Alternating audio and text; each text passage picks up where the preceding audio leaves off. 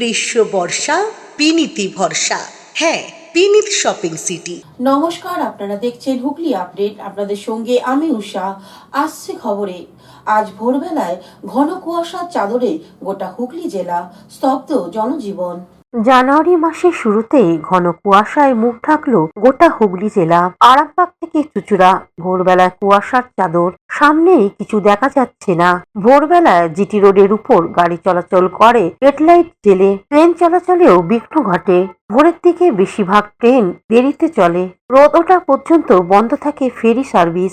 কোনো গঙ্গার ঘাট থেকে লঞ্চ কিংবা নৌকা গঙ্গা পারাপার করেনি। এক কথায় কুয়াশার জেরে ভোরবেলায় হুগলি জেলা ছিল অচল। হুগলি থেকে পানুপালের সঙ্গে চন্দনা দত্তের রিপোর্ট, হুগলি আপডেট। নমস্কার, আপনারা দেখছেন হুগলি আপডেট। আপনাদের সঙ্গে আমি উষা। আসছে খবরে, চন্দ্রনগর বইমেলা 2025 শুরু হলো আজ থেকে চন্দ্রনগর ইস্পাত সংঘের উদ্যোগে।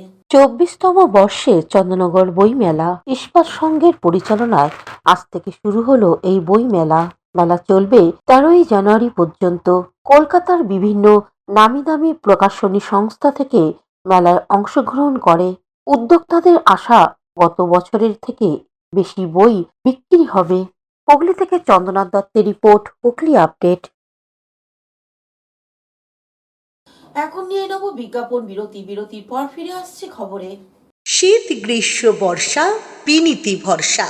হ্যাঁ, বিনীত শপিং সিটি। যে কোনো মরশুমের রেডিমেড জামা কাপড় পাওয়া যায় একই ছাদের তলায়। ছোট থেকে বড়, পুরুষ মহিলা ও শিশুদের একমাত্র নির্ভরযোগ্য প্রতিষ্ঠান। শীতকালীন যে কোনো শাড়ি, জিন্স, টপ, কুর্তি, চুড়িদার, পাঞ্জাবি মানেই বিনীত শপিং সিটি। আখন বাজার, চুঁচুড়া, Hooghly.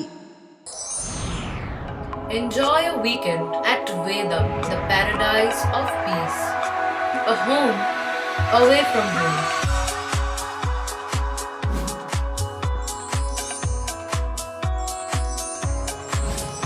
See yourself resonating with the nature. Vedam welcomes you to create your best memories. Potshati, your ultimate destination for weekend leisure. Marriage, conference, shooting, and get together all are in one roof. Yes, think about Potshati, Hugli. বিরতির পর ফিরে এলাম খবরে। স্বামী বিবেকানন্দের জন্মদিবস উপলক্ষে চুঁচুড়া রথতলা হুগলি জেলা শ্রীরামকৃষ্ণ সেবা সংঘের আয়োজনে চক্ষুছানি পরীক্ষা শিবির অনুষ্ঠিত হয়ে গেল। স্বামী বিবেকানন্দের জন্মদিবস, জাতীয় যুব দিবস উপলক্ষে প্রতি বছরের মতো এবছরও চুঁচুড়া রথতলা হুগলি জেলা শ্রীরামকৃষ্ণ সেবা সংঘের আয়োজনে বিবেকানন্দ ভবনে রোটারি হসপিটালের সহযোগিতায় চক্ষুছানি অস্ত্রোপচারের জন্য চক্ষুছানি পরীক্ষা শিবির অনুষ্ঠিত হয়।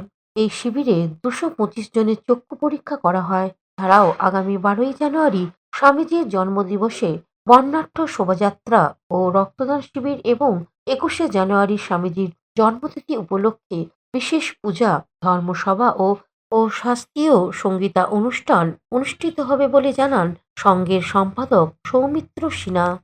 আমাদের জন্মদিবস, জাতীয় যুব দিবস উপলক্ষে প্রতি বছর হুগলি জেলা শ্রীরামকৃষ্ণ সেবা সংঘের পক্ষ থেকে নানা কর্মসূচি গ্রহণ করা হয়। এবছরও আমাদের বিভিন্ন কর্মসূচি গ্রহণ করা হয়েছে, যার আজ প্রথম দিন। 5ই জানুয়ারি আই অপারেশনের জন্য আই স্ক্রিনিং ক্যাম্প অনুষ্ঠিত হচ্ছে রোটারি আই হসপিটালের পরিচালনায়। এছাড়া আগামী 12ই জানুয়ারি স্বামী বিবেকানন্দের জন্মদিন, সেদিন সকাল 7:30টায় বর্ণাঢ্য শোভাযাত্রা অনুষ্ঠিত হবে ইমামবাজার শ্রী শ্রী রামকৃষ্ণ ভক্ত সংঘ থেকে। শেষ হবে আমাদের রথতলা বিবেকানন্দ ভবনে।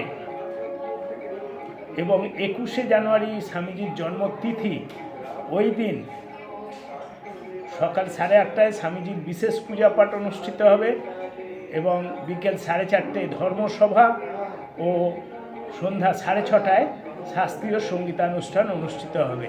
এই সকল অনুষ্ঠানে আপনাদের সকলের রইল সাদর আমন্ত্রণ। হুগলি থেকে চন্দনা দত্তের রিপোর্ট, হুগলি আপডেট। জামালপুর নাগরিক জনকল্যাণ সোসাইটির উদ্যোগে সমাজে পিছিয়ে পড়া মানুষদের হাতে শীতবস্ত্র তুলে দেওয়া হলো। মাননীয় মুখ্যমন্ত্রী মমতা বন্দ্যোপাধ্যায়ের অনুপ্রেরণায় জামালপুর নাগরিক জনকল্যাণ সোসাইটির উদ্যোগে 4 জানুয়ারি কম্বল বিতরণ উৎসবের আয়োজন করা হলো জামালপুর নেতাজি অ্যাথলেটিক ফুটবল মাঠে।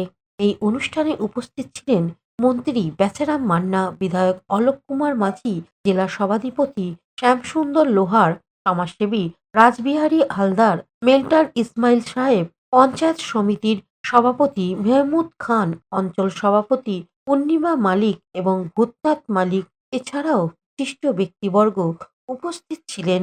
কমপক্ষে 14টি অঞ্চলে মোট 4000 দুস্থ গরিবদের হাতে কম্বল তুলে দেওয়া হলো। অঞ্চলগুলি হলো বেরুর গ্রাম, আজাপুর, ঝাড়গ্রাম, জামালপুর, মাজরা, জ্যোৎস্না শ্রীরাম, চকদিঘি, মুকুরা, আবুঝাটি ও পাড়াতল। এই বিষয়ে মেহমুদ খান কি বলছেন শুনে নেব। দেখুন, এটাই আমাদের রাজ্যের মুখ্যমন্ত্রী চাইছেন। দলের সর্বস্তরের নেতা কর্মীদের নির্দেশ দিয়েছেন যে মানুষের সাথে থেকে, মানুষের পাশে থেকে, মানুষকে সঙ্গে নিয়ে একদিকে যেরকম সরকারি বেনিফিশিয়ারিদের সরকারি প্রকল্পগুলো তুলে দেওয়া, আর একদিকে আমাদের সংগঠনের যারা নেতৃবৃন্দরা রয়েছে তারা যে বিভিন্ন স্বেচ্ছাসেবক সংগঠন চালায় তাদের মাধ্যম দিয়েও মানুষের কল্যাণ করার কথা নেত্রী বলেছেন। তাই সেই নির্দেশকে পাথেয় করে আমাদের নাগরিক জনকল্যাণ সমিতি জামালপুর তারা আজকে কম্বল দান, আমাদের নেতা এখানকার মেহবুব খান, অলোক সাঁতরা, অলোক মাঝি রয়েছে আমাদের এমএলএ, সকলে মিলে মানুষের পাশে দাঁড়িয়ে এই সেবামূলক কাজ শীতকালে করেছে। এর আগেও এরা যেরকম করোনার সময়, আনন্দের সময়, উৎসবের সময়, দুর্গাপুজোর সময়, ঈদের সময়, আদিবাসী সাঁওতাল সম্প্রদায়ের সাগরাত উৎসবে, সব উৎসবেই যেরকম আছে, আবার বিপদের দিনও মানুষের আছে। দেখুন, জামালপুর নাগরিক জনকল্যাণ সোসাইটির পক্ষ থেকে বিভিন্ন সময় সমাজ কল্যাণ এর কাজ করি আমরা। এখানে আমাদের যেমন যখন আমাদের করোনা ভাইরাস চলছিল তখন আমরা প্রায় 10,000 মানুষকে আমরা চাল, ডাল, আলু, তেল আমরা 10,000 মানুষের বাড়িতে পৌঁছে দিয়েছিলাম। আমরা এই কিছুদিন আগে আমাদের দুর্গাপুজো গেল, দুর্গাপুজোয় প্রায় 3,000 মানুষকে আমরা বস্ত্র দিয়েছিলাম। এবং আমাদের রক্তদান শিবির থেকে শুরু করে বিভিন্ন সময় বিভিন্ন আমরা কাজকর্ম করে থাকি।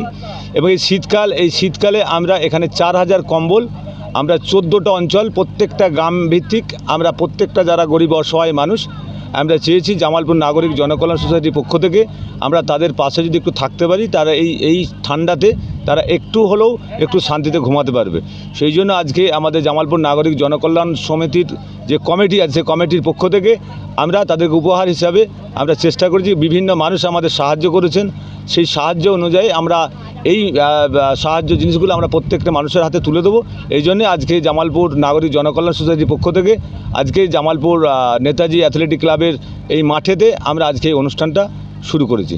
বছরে প্রথমেই দেখতে পাওয়া যাচ্ছে আপনারা বিভিন্ন কাজের সঙ্গে যুক্ত আছেন, বিভিন্নভাবে মানুষের সেবায় আছেন। এই বিষয়ে আপনি কি বলবেন? পরবর্তী পদক্ষেপ কিছু আর আছে কি? দেখুন, প্রথম কথা হচ্ছে আমরা মমতা বন্দ্যোপাধ্যায়, মাননীয় মুখ্যমন্ত্রী মমতা বন্দ্যোপাধ্যায় অনুপ্রেরণায় বিভিন্ন সময় আমরা বিভিন্ন কাজের সঙ্গে যুক্ত থাকি। এই জায়গাগুলো আগে ছিল না, কিন্তু মাননীয় মুখ্যমন্ত্রী মমতা বন্দ্যোপাধ্যায় আজ 3বারের মুখ্যমন্ত্রী এবং সার্বিক পশ্চিমবাংলা বিভিন্ন সংস্থাকে আমাদের রাজ্য সরকার সেগুলো বিভিন্ন ক্লাব হোক এবং কোনো স্বেচ্ছাসেবী সংগঠন, দুর্গাপুজো হোক, বিভিন্ন জায়গা থেকে আমাদের অর্থ দান করে সরকারের পক্ষ থেকে। সেক্ষেত্রে আমরা চাইলাম আমরা বিভিন্ন মানুষ প্রত্যেকে এখানে আসবেন, আমাদের 14টা অঞ্চলের প্রধান উপপ্রধান সকলেই থাকবেন।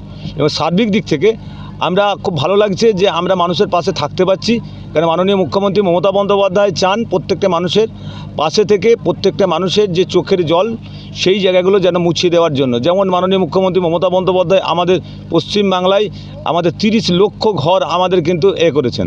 তার মাঝখানে আমাদের 12 লক্ষ ঘরের টাকা ঢুকে গেছে এবং জামালপুর ব্লকে আমাদের প্রায় 6,391 জনের ঘরে টাকা ঢুকেছে। এবং সার্বিক আমরাও চাইছি বিভিন্ন এর থেকে আমরা যেন পশ্চিমবাংলার সাম্প্রদায়িক সম্প্রীতি বজায় থাকে। যেমন আজকে কম্বল বিতরণ হবে, প্রত্যেকটা সম্প্রদায়ের মানুষ থাকবে। আমরা দল বুঝি না, আমরা বুঝি মানুষ, যে মানুষগুলোকে দিলে শান্তিতে ঘুমাতে পারবে। জামালপুর থেকে আশিস কুমার ঘোষের রিপোর্ট, হুগলি আপডেট।